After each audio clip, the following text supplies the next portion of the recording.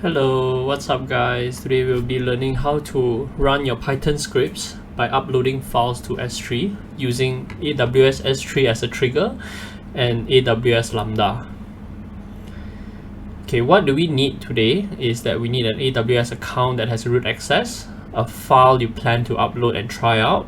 In this case, what we'll be doing will be uploading a CSV file to the S3 bucket. Things to know. Okay, so we will be using various services.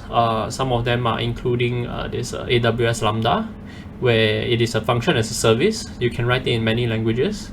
In this case today, we'll be using Python. S3 is basically a cloud storage bucket where you can also use as a trigger during an event has happened to trigger a Lambda function and execute any code that you wanted to do, such as processing a CSV file, manipulation of data, sending it to someone else. You'll definitely need to have an IAM role, identity and access management role. This role will need to be set up to provide access to your Lambda, where it requires a S3 access, a Lambda access, and CloudWatch access. So what we are doing today is that we'll start off with the AWS S3 by creating a bucket, learn how to create a bucket, create a folder, which this is actually a bit optional, create the S3 trigger. In the IAM side, we'll be creating a role to allow Lambda to access the S3, and maybe we also want to add in a CloudWatch to identify your logs.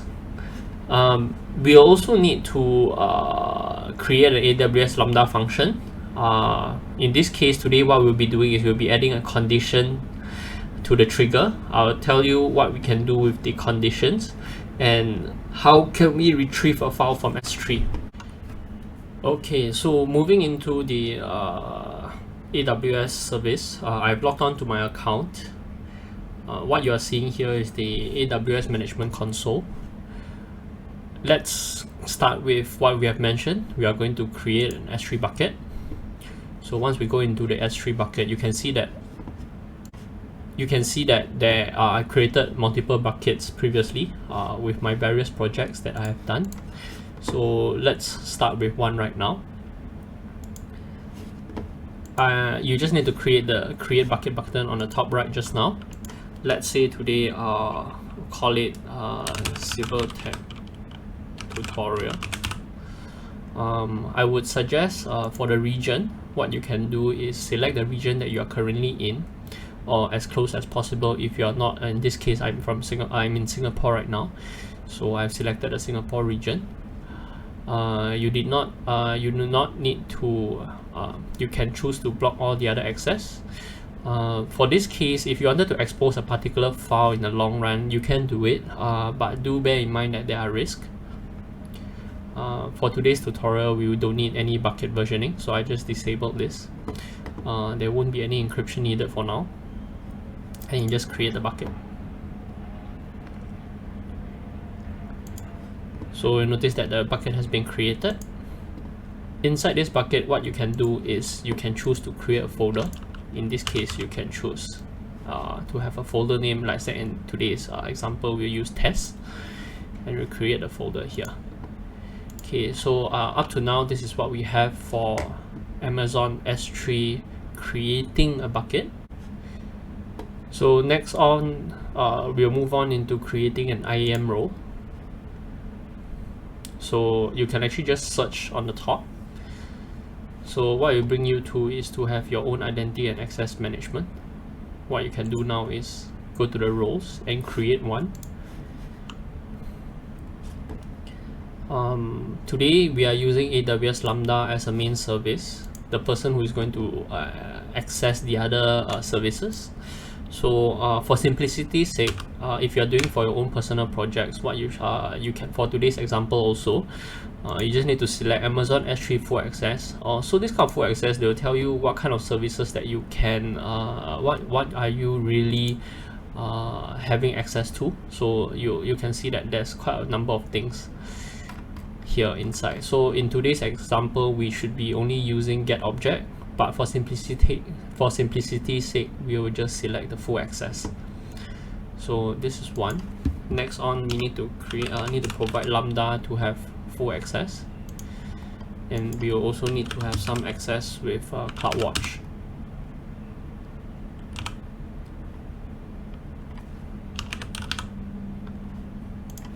Full access. So you don't need to add any keys and values for now. Just create a role. So in this case, what we can call is Lambda S3 tutorial role. You can name this according to what you need. Most importantly, you need to make sure that you have these 3 policies, and you can create the role. So please take note about this role name that we'll be using later in the Lambda. Okay, moving on. We have you can also go through the Lambda page by just searching Lambda. It will basically redirect you to the same page as you can see here. So you can see I've actually created multiple functions for myself. So for today, we'll just create a new function. So in this case, we'll call test Yu-Gi-Oh tutorial because I'm uploading a CSV that I've created myself. Okay, as what we have learned in the previous video, Lambda actually supports multiple different languages. What we'll be doing today is using Python. So every now and then you notice that there will be a newer version of Python that you can select. They also support other older versions. Okay, the permissions are the one that what do you allow your S3, what do you allow your Lambda function to work with. So in this case, we have created a role just now in IAM. So make sure, like what we have mentioned just now, it's called the Lambda S3 tutorial. So you can ignore the advanced settings for now and just press create. So you notice that now they will give you a basic hello world example. It's like this. Okay, so now once we have created the function, we can add the trigger as per what we have mentioned before. So with the trigger here, you will notice that you have a series of different services that you can use to trigger. S3 is just one of them. But today, since we are doing the S3 tutorial, let's just try with S3. So you'll notice that just now we have a series of bucket also. What we have created is this CyberTech tutorial. So the event type basically is meaning that what kind of scenarios would make you. So the event types are things that happen in the S3 bucket and will make a trigger. So you'll notice that there's put, post, copy, multipart, but for simplicity's sake, we'll do an all object create events. You can even configure according to put or post subjected to how you do another layer on top of triggering the thing. So because later what we'll be doing is just going to press upload and upload the files. Okay, so prefix, right? Prefix is something where you don't want every single file to trigger this S3 trigger.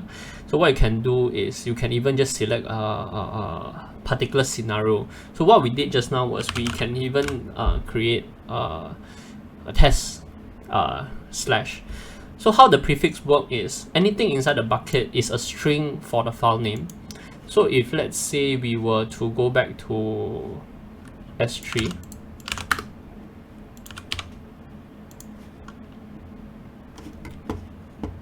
so notice that this bucket here, you have a test folder test slash. So that's where any files that goes into the test slash folder will trigger this function. But what we can do, and what's the example later, is that we'll be uploading this Yu-Gi-Oh YGO underscore inventory final folder. You can even add a further pre-check of the file name. Then if let's say you have sometimes you have some date time that is behind, you can actually just stop there, because every time when you upload a new file, it might have a different date time. So both method works subjected to your own suggestion, your own use case. And suffix is more like what kind of file type that you want to deal with. So in this case today we are doing a CSV. So if let's say you were to upload the exact same file name that doesn't have a suffix of .csv, it will not trigger this event. It will not trigger an event. So this information here is telling you that if let's say you re-upload the same file with the same name, you might incur infinite loop, and there will be cost to it. So you need to acknowledge this before you add it. So in today's case, we won't be doing that. So you notice that now there's a trigger that appeared here. Okay, going back to the bucket here, you will notice that right now there will be an event that has been created, the trigger. This event notification is a way that you notice that this is how you filter your files. This is the suffix that we have mentioned just now. The destination is to trigger a Lambda function, and which Lambda function is that? Is the one that we have created just now, test Yu-Gi-Oh tutorial, which is here.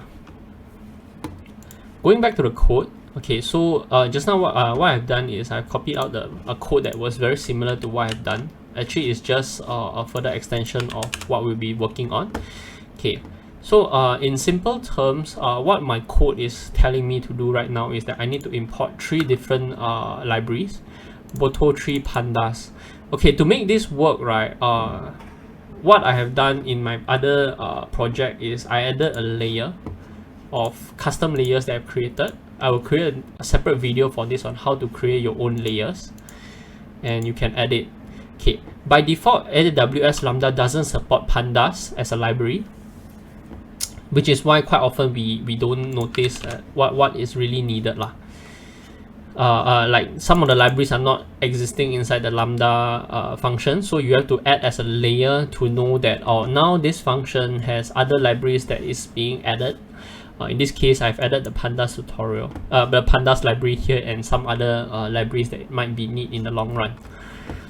So in this case, this Boto3 is basically a library for people to use where they can access various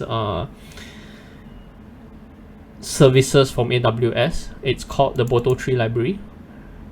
In this case, we are accessing the S3 as a service. So you are required to create your own client in S3. Okay, so now this is where the fun part starts. When a file is being uploaded, it will trigger an event as shown here. You'll notice that later when we print this, you will see what is happening. Okay, so this event is something like a JSON style, which you can see later when I'm running the CloudWatch log. Okay, so this event, there's a certain JSON structure that's already been defined by AWS. In this case, later we can see this. So what we are doing is like reading as though it's a dictionary. We read the records as a key. Then inside this key, there's an array of items. So we are accessing the first one, which is 0. In this case, what was the event? It was an S3 trigger. What was the bucket name and what was the name of it? What was the bucket and what is the name of it? So these are all keys to access what is the bucket name by itself. Similarly, this is just a bucket and this is the object. So in this event, you'll notice that you'll also be able to know what object was being uploaded and what was the key of the file. So in this case, the file name lah. Bear in mind, remember just now we do have this test / as a prefix. It will also appear in this key later. So what I'm trying to do is now, okay, since I managed to retrieve the events bucket and the key, we'll try to retrieve the file that was uploaded. So in this case, we declare a response object that, so this is something like initiating a request from the S3 bucket, which we have defined. This client, now we want to call this client, the S3 client, we wanted to get an object from it. And we need to key in at least 2 parameters, which is the bucket and the key. So this was retrieved when the event came in. So okay, so actually step 4 and step 5 is subjective to your use case. So my case is I'm actually using a pandas data frame to read the CSV file as though it's a frame and you can manipulate from there. So just for simplicity's sake, the data frame and using pandas as a library, I read the file, which in this case is a buffer of the file. So normally it's a string of what contains in this body. So 5 is just to print out the contents, which you will not you'll notice that it will be very similar to the file that I'm showing right here. The first 5 rows of the data. So you will see something like this: Dogmatica Fluidaris the Knighted in this step 5, and you just return a success code. So this tool is subjective on what kind of scenario that you wanted to implement. So if let's say when your code has certain errors happening at step 4 and step 5, you can actually throw an exception to and print it to know what is the error. So in this case, this is what we have. We will just press deploy. Okay, so we have everything in place. Bear in mind that I didn't mention anything about CloudWatch, but later I'll show you how do we use CloudWatch to see what error and whether the trigger has worked out properly or not. So we go back to the S3 bucket, scroll up, go back to the objects, we go to test tree. So you notice that there are multiple buttons that you can play around here. So there's the upload button. Similarly, even if you go out to the main bucket, there's also an upload button. This upload will upload to this level. While you go into the folder, you can press upload here.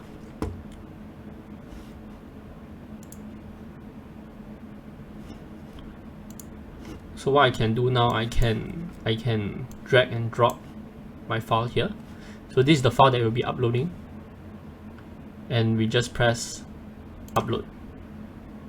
Okay, you notice that the file has already been uploaded. So how do we know that whether this thing is working or not? We now go into CloudWatch. Or alternatively, we can go into the code, which we have deployed already. We can go to the monitor tab. Okay, so it doesn't seem like there's a lot of information here right now. So we just view the logs in CloudWatch because it might take some time to trigger. But you'll notice that although it wasn't shown here, if we were to refresh it, I think we should be able to see something. Let me check. Okay, maybe it still haven't appeared, but what you notice that inside the CloudWatch management tutorial, where you are able to just key in here CloudWatch and access the same way. So in this case, you just need to go to log groups, and this is the Lambda function that we have logged. So you notice that, okay, now we can go into the last log stream event. Okay, so what happens was, we printed quite a few things. So you notice that this line here is actually the print event that we were saying. So notice that there's this event records here as a key. Then we wanted to select the first object, which is here. Sorry, I think maybe this might be a better representation. Records the first object that we are dealing with. So notice that there's this very long string of dictionary. I think it should be until here. So this one, right? So you will notice that there are a few things that we can take note. Records, then choose the 0 elements. Let me check. Sorry, I can't remember.